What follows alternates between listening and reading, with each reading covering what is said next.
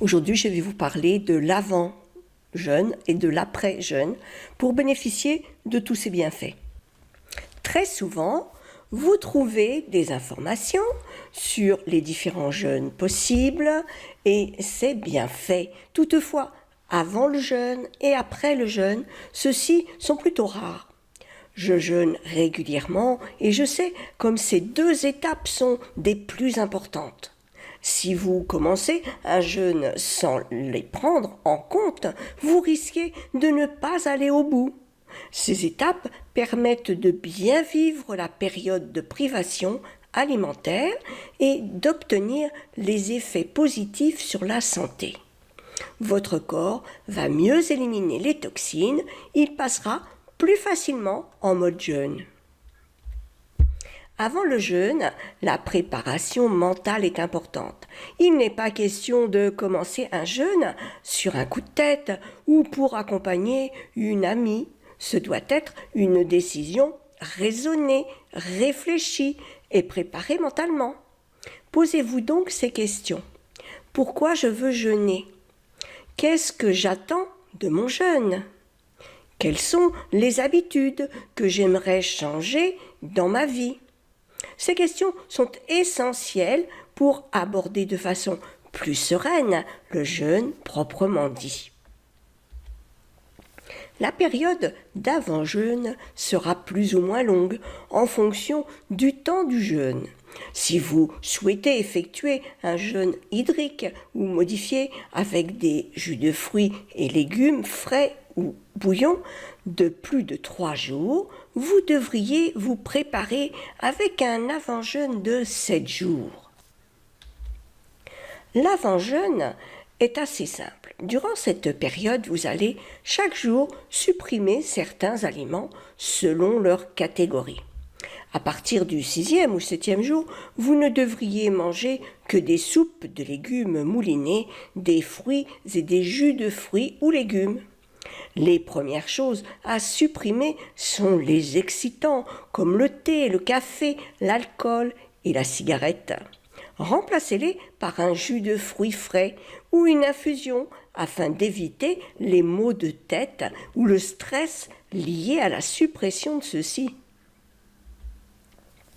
La suppression des aliments avant le jeûne se passe comme cela.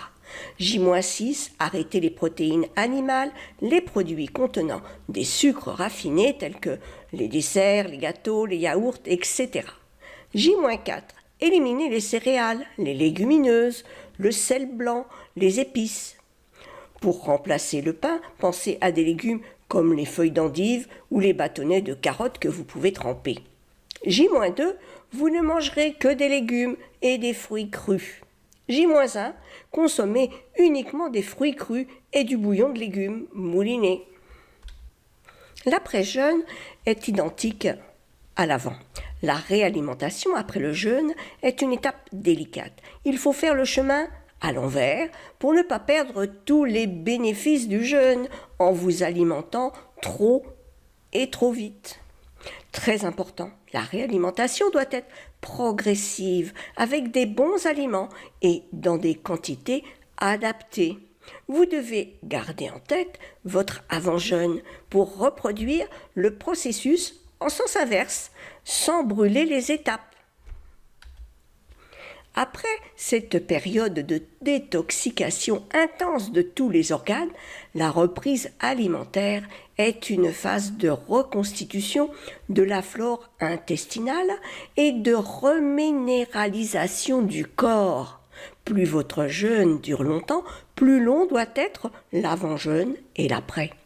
Terminez votre jeûne en fin d'après-midi vers 17h. Mangez un fruit mûr de votre choix, selon la saison, coupé en petits morceaux. Buvez un verre de jus de fruits ou de légumes verts en 2 fois, l'un à 17h et l'autre à 19h. Vous attendrez le lendemain matin pour manger afin que vos organes digestifs bénéficient d'un long repos entre les 2 premiers repas. Pourquoi le jeûne est si important ? Beaucoup de personnes effectuent un jeûne pour perdre des kilos superflus.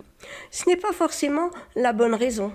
En effet, si après votre jeûne, vous reprenez vos anciennes habitudes alimentaires, vos kilos auront vite fait de reprendre leur place. Vous devez impérativement suivre une reprise alimentaire progressive et adapter vos repas par la suite. La reprise alimentaire est la période qui va vous permettre de remettre en marche le système digestif et de mettre en place de nouvelles habitudes alimentaires. Ainsi, vous créez une relation différente à la nourriture. Ce changement agit au niveau physique et aussi psychologique.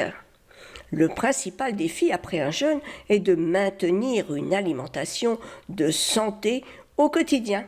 Et si ce jeûne ne vous convient pas ou vous paraît trop contraignant, au vu de vos occupations, d'autres types de jeûnes pourront certainement vous satisfaire et vous apporter le bien-être que vous attendez d'un jeûne. Le docteur Stéphane Leroy vous propose d'autres jeûnes avec une pratique simple et raisonnée. Vous pouvez les découvrir en cliquant sur le lien qui se trouve juste sous la vidéo. On se retrouve dans une prochaine vidéo. À très vite.